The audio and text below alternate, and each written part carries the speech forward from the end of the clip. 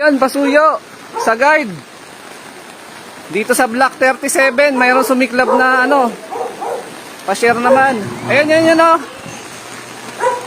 Pasuyo sa guard, sa guard, sa guard. Sa guard.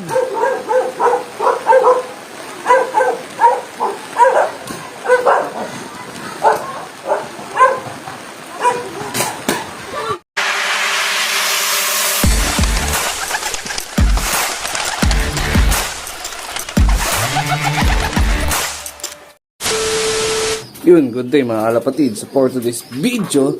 So, nakita nyo naman yung intro natin na video ngayon sa content natin na to. So, actually Monday pa nangyari yan mga kalapatids. Ayan, kakatila lang pala ng ulan. So, Monday yun. So, today is Thursday na. So, meaning 4 days na nakalipas. At ang insidente na kaganapan is dyan sa may kabila na side ng bahay. Actually, nireport na daw yan. Ako rin nag-report na. Kaya lang, the problem is hindi pa napupuntahan to na Meralco.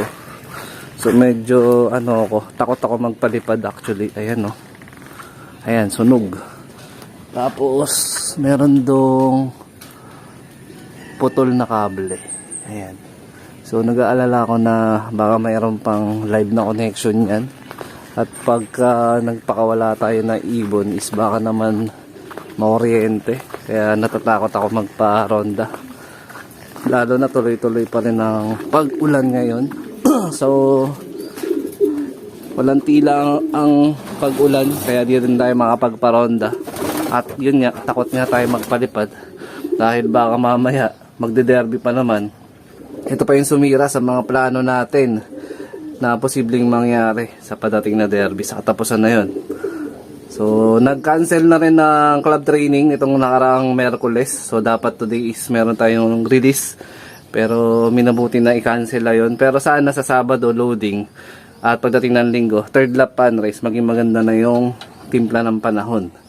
Yan. So far, so good naman yung mga warrior natin. Kahit nakatenga sila dito, tuloy-tuloy ang pag-ulan. Wala pa naman din ako nakikitaan ng masamang sinyales ng one eye cold or anything na sakit sa kanila. So magbibigay tayo ng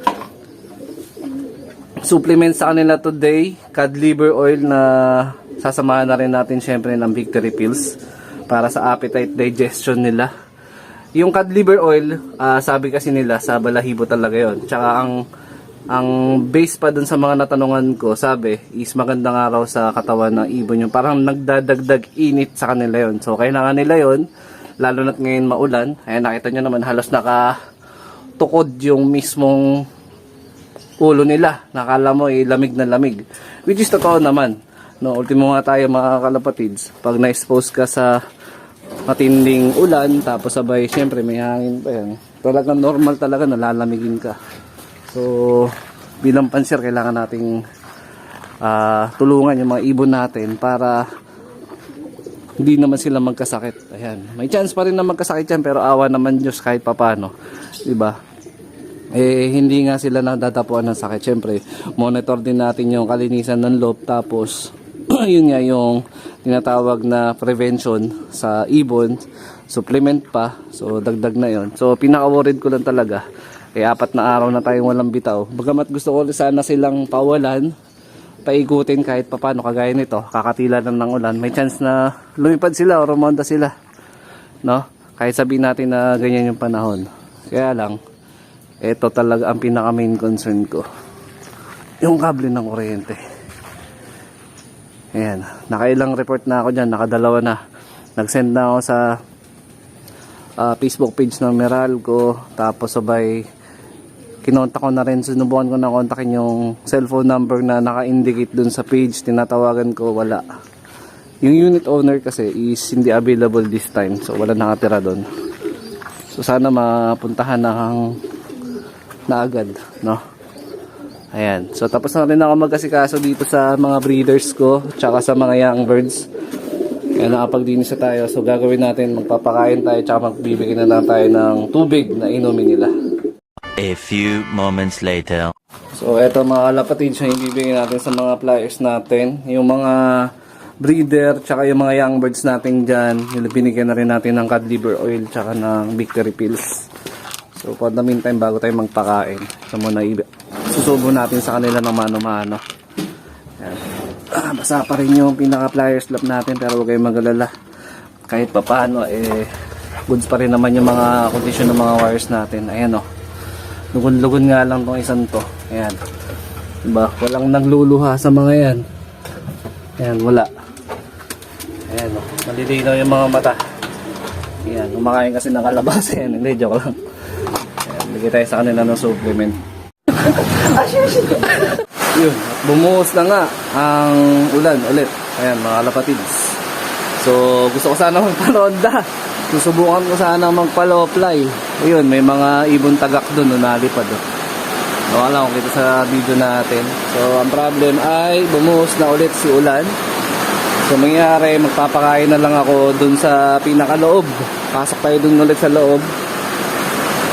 Nalinisan ko naman na to. Pero mukhang may dungis ng bahagya. Punasan na natin. Yan. Gusto po. Walang patid ang ulan. Sana bukas, umaraw na. Gusto ko na rin magpa-low fly sa totoo lang.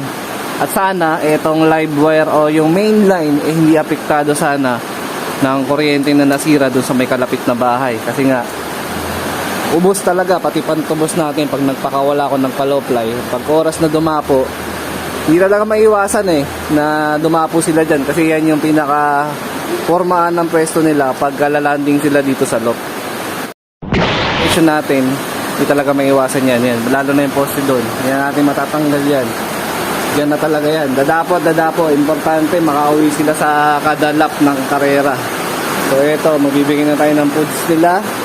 At mabilis na tatakbo tayo dito sa Flyers Loft. Gusto po. Ay, ako. Yun. Nabasa na ang cellphone ni EA Loft TV. Wala tayong pamalit sa cellphone. Naka po, yari. Ay, gusto po. Kawawa naman yung mga ibon natin. Ayan, nabasaan na ng dumi. Nabasaan na ng tubig yung dumi nila. Ayan, dito sabihin. So, importante walang may sakit sa kanila. At ganyan sila katakang kumain. Ayan. Ano na iba? Ito na ba yan? Siya, sige. Kayo nang bahala. Ako na rin ang bahala sa inyo. Pag umaraw, paparonda tayo, ha? Nagagalingan nyo. Sana walang problem dun sa main cable ng kawad ng kuryente para safe na safe pa rin kayo. Siyempre.